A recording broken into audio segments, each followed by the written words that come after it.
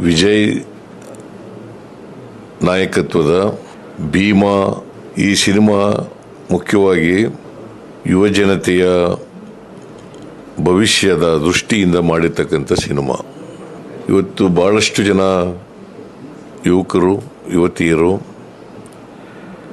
ಮಾದಕ ವಸ್ತು ಅವಳಿಗೆ ಬಲಿಯಾಗಿ ತಮ್ಮ ಭವಿಷ್ಯವನ್ನು ಹಾಳು ಮಾಡ್ಕೊಳ್ತಕ್ಕಂಥ ಅನೇಕ ಸನ್ನಿವೇಶಗಳನ್ನು ನಾವು ನೋಡ್ತಾ ಇದ್ದೀವಿ.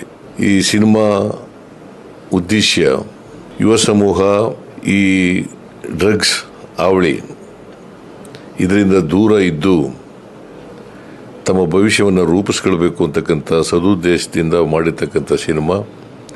ಅದು ಸಫಲ ಆದರೆ ಸಿನಿಮಾ ಮಾಡೋದಕ್ಕೆ ಸಾರ್ಥಕ ಆಗ್ತದೆ ಅಂತೇಳಿ ನನಗನ್ಸುತ್ತೆ.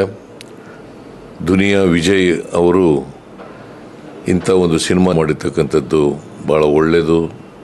ಸಮಾಜದ ದೃಷ್ಟಿಯಿಂದ, ಯುವ ಸಮೂಹದ ದೃಷ್ಟಿಯಿಂದ ಇದು ಯಶಸ್ವಿ ಆಗಲಿ ಅಂತೇಳಿ ನಾನು ಪ್ರಾರ್ಥಿಸ್ತೇನೆ. Thank you so much.